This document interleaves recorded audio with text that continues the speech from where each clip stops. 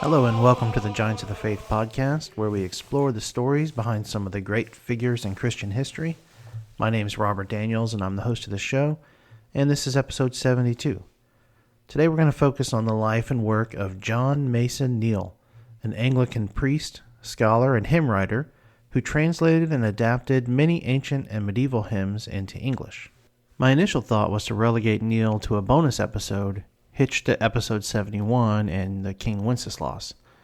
But when I saw that he was also responsible for the popular English translations of Good Christian Men Rejoice and O Come, Emmanuel, I had to give him the full episode treatment. Those two songs, along with Wenceslaus, are some of my favorite classic Christmas songs, so I really enjoyed learning about Neale. John Mason Neale was born in London on January 24th, 1818, into a family of clergymen and scholars. His mother was a descendant of John Mason, a Puritan hymn writer and preacher. Neale showed an early interest in languages, literature, and music, and was educated at Sherborne School and Trinity College, Cambridge. He graduated with a degree in classics, but was unable to obtain an honors degree due to his poor performance in mathematics. At Cambridge, Neale was influenced by the Oxford movement, which was a revival of Catholic traditions and doctrines within the Church of England. He helped to found the Cambridge Camden Society, later known as Ecclesiological Society, which promoted the study and restoration of church architecture and liturgy. He also became interested in the history and theology of the Eastern Orthodox Church and wrote a 4-volume work titled A History of the Holy Eastern Church, which was published between 1847 and 1855. Neale was ordained as an Anglican priest in 1842, and he served briefly as the incumbent at Crawley, a small parish in Sussex.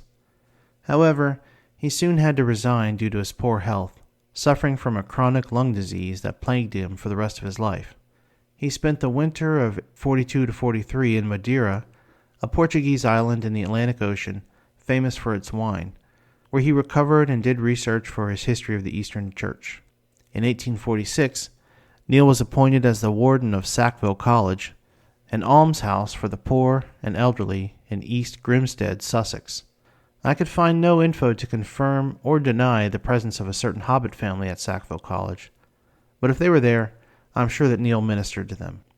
And he remained in this position until his death, and he married a woman named Sarah Norman Webster in 1848, and they eventually had 6 children.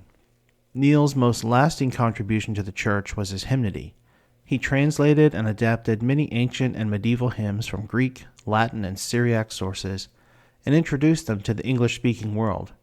He also wrote original hymns and poems, often based on historical or legendary themes.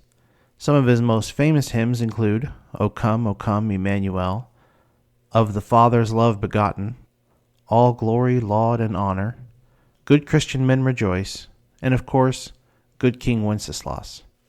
Neale's hymns were not always well received by his contemporaries, who considered them too Catholic, or maybe even too obscure. And he also faced opposition and persecution for his Anglo-Catholic views and practices, such as his advocacy for religious orders, ritualism, and ecumenism. Many thought he was an agent of the Vatican, come to undermine the Church of England. He was once attacked by a mob at a funeral of one of the sisters of the Society of St. Margaret, which was an order of Anglican nuns dedicated to nursing the sick that Neale had co-founded in 1854.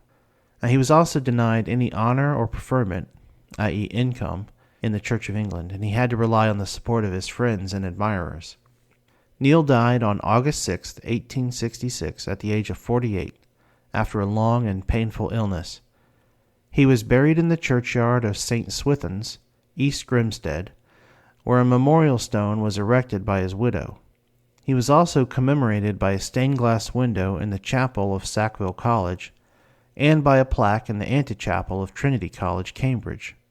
He's venerated as a saint in the Anglican Communion, and his feast day is celebrated on August 7th. It seems that after his death, his efforts at Christian unity were more appreciated. Neale's hymns have endured the test of time and have enriched the worship and devotion of generations of Christians. His hymns have been translated into many languages and have been sung by various denominations and traditions.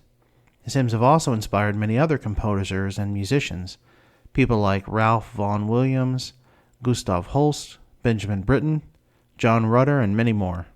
For his contribution to Christian hymnody alone, he's a giant of the faith in my book. I'm grateful to be able to sing and enjoy his work even all these years later, and I hope you do too. Thanks very much for listening. Until next time, God bless and Merry Christmas.